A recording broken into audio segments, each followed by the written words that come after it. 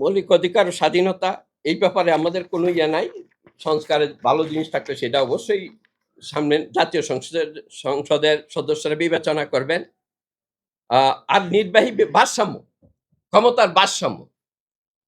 আমরা তো স্বাধীনতার পর হইতে যে মানে এই দেশের মানুষ যে সাফারিংসটা, সেটা হলো যে প্রধানমন্ত্রী সে একক ক্ষমতার মালিক এবং এই ক্ষমতা প্রয়োগ করতে করতে সে স্বৈরাচারী ভূমিকায় চলে আসে। আবার পাশাপাশি আমরা দেখছি যারা প্রেসিডেন্ট হয়েছিল তারাও স্বৈরাচারী ভূমিকায় চলে আসছে। 90-এর গণ অভ্যুত্থানের সেটাই প্রমাণ করে। তা আমরা ভারসাম্য চাই।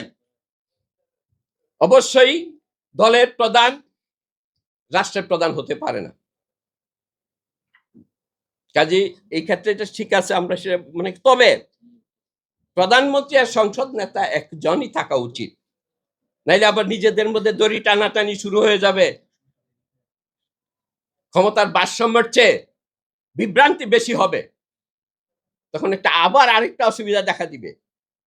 কাজেই প্রধানমন্ত্রী এবং সংসদ নেতা একজনই হওয়া উচিত, তবে রাজনৈতিক দলের প্রধান ভিন্ন থাকা উচিত। আমরা কি দেখছি, আগের কথা বাদ দিলাম, বিগত 16 বছরে কি দেখলাম যে দলীয় বিবেচনায় সবকিছু হচ্ছে। আমাদের সর্বোচ্চ আদালতের বিচারপতি সম্পূর্ণ দলীয় বিবেচনায় নিয়োগ দেওয়া হচ্ছে।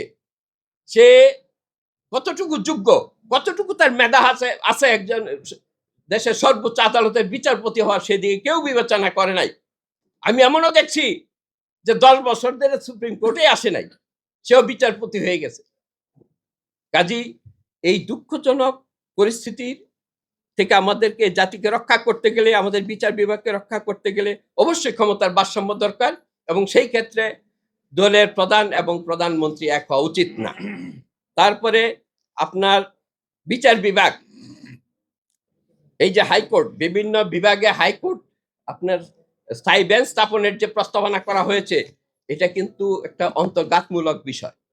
আমাদের সংবিধানটা কিন্তু ইউনিটারি সিস্টেম অফ গভর্নমেন্ট ফর্মের কথা বলে, এবং আমাদের সংবিধানটা ইউনিটারি কনস্টিটিউশন। এটা কিন্তু ফেডারেল কনস্টিটিউশন না, এটা কিন্তু ফেডারেল গভর্নমেন্টের কথা বলে না। কারণ ফেডারেল গভর্নমেন্ট যেমন আমাদের ভারতে আছে, আমেরিকাতে আছে, তারা কি, তারা United states of America. Bharat প্রজাতন্ত্র, সেই 49টা প্রভিন্স আছে তাদের। আমাদের তো কোনো প্রভিন্স নাই, আমাদের একটা রাষ্ট্র বাংলাদেশ। এই জায়গায় আপনি বিভাগে বিভাগে এই সুপ্রিম হাইকোর্টের স্থায়ী বেঞ্চ দিবেন, সেই জায়গায় একটা বিড়ম্বনার সৃষ্টি হবে। 90 দশক এরশাদের শাসন আমলে এইরকম একটা ঘটনা ঘটছিল। তারা কয়েকটা বিভাগে, বিশেষ করে 4টা বিভাগে হাইকোর্টের বেঞ্চ নিয়ে সে প্রতিষ্ঠিত করছিল, কিন্তু পরবর্তী সময়ে আমাদের সর্বোচ্চ আদালত আদেশের মাধ্যমে আবার সেগুলি ফিরে আনা হয়। যতদিন পর্যন্ত আমাদের সংবিধান ফেডারেল কনস্টিটিউশন না হবে, ততদিন পর্যন্ত এই আপনার এই হাইকোর্টের স্থায়ী বেঞ্চ বাইরে পাঠানোর সুযোগ নাই।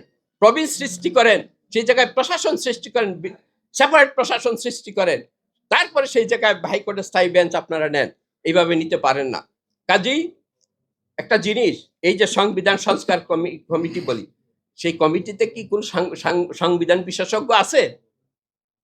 সংবিধান বিশেষজ্ঞ মানেটা কি?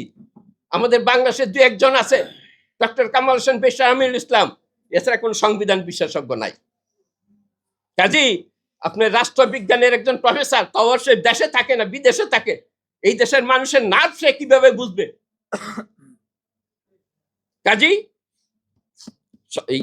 এই তারা যেটা সংবিধান সংস্কারের প্রস্তাব বলছে, আর প্রস্তাব আপনারা রেখে যান, কিন্তু সেটা বিবেচনার একমাত্র এখতিয়ার হলো জাতীয় সংসদ, নির্বাচিত জনগণের নির্বাচিত জাতীয় সংসদ। তবে আবার এই গত 16 বছরে যে জাতীয় সংসদ নির্বাচিত তা নয়, জনগণের প্রত্যক্ষ ভোটে জনগণের পছন্দ অনুযায়ী যে সংসদ সদস্যরা সংসদে যাবে, তারা যেই সংবিধান পাশ করবে 2/3 মেজরিটির মাধ্যমে, সেটা হতে পারে। আরেকটা কথা বলি, আমি কথা অনেক দীর্ঘায়িত হচ্ছে। আপনার পৃথিবীতে কোন দেশেই, পাকিস্তান ছাড়া, আমাদের বার্মা ছাড়া কোন দেশে সংবিধান বারবার পরিবর্তন হয় না, ফেলে দেওয়া হয় না। আপনার আপনি ব্রিটেনে দেখেন, আমেরিকাতে দেখেন, শত বৎসরের উপরই সংবিধান। সেই সংবিধান ধারণ করে প্রয়োজন অনুযায়ী কিছু কিছু অ্যামেন্ডমেন্ট হয়, সংশোধন হয়। কিন্তু সংবিধান একবার ফেলে দিয়ে আরেকবার রচনা করলে পাকিস্তান আর বার্মার মতো অবস্থা হবে। গণতন্ত্র প্রাতিষ্ঠানিক রূপ পাবে না। সেই ক্ষেত্রে কি হবে? বারবার সেনা শাসন আসবে, সেনা নিয়ন্ত্রিত শাসন আসবে।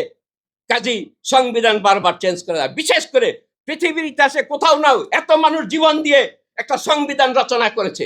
৭২-এর সংবিধান ৭১-এর প্রেক্ষাপটে সেটা গৃহীত হয়েছিল, রচিত হয়েছিল। কাজী সংবিধান এইভাবে পরিবর্তন করা যায় না। কাজী আমার বক্তব্য আমি শেষ করলাম। আর শেষ সময় একটা কথা বলতে চাই, আপনার একটা কথা বলছেন অত্যন্ত গুরুত্বপূর্ণ, আন্তঃধর্ম সম্প্রীতি কমিশন। আমাদের ধর্মীয় সম্প্রীতি কিন্তু হাজার বছরের কালচার। আমরা হিন্দু, মুসলমান, বৌদ্ধ, খ্রিস্টান পাশাপাশি বাস করে আসছি। বিভিন্ন সময়ে রাজনৈতিক স্বার্থদুষ্ট লোকেরা আমাদের মধ্যে এই এক ধর্মের সাথে আরেক ধর্মের একটা দ্বন্দ্ব লাগিয়েছিল, কিন্তু সেটা টিকে নাই। কারণ এই দেশের মানুষ ধর্মের দিক থেকে সম্প্রীতিপূর্ণ। কাজেই এই যে আন্তঃধর্ম সম্প্রীতি কমিশন, এটা গঠন করা প্রয়োজন আমি মনে করি।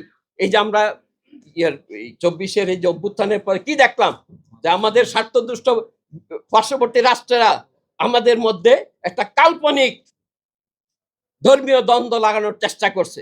কিন্তু আমাদের ধর্মপ্রাণ মুসলমান ভাইরা যারা হাজার বছর তাদের ইতিহাস ঐতিহ্য থেকে, তাদের পূর্বপুরুষের কাছ থেকে ধর্মীয় সম্প্রীতি শিক্ষা নিয়েছে, তারা কিন্তু সেই মন্দিরগুলো পাহারা দিয়েছে। কাজী বন্ধুগণ, এটা অত্যন্ত গুরুত্বপূর্ণ আন্তঃধর্ম সম্প্রীতি কমিশন। কাজে এটা করা উচিত। সবাইকে ধন্যবাদ।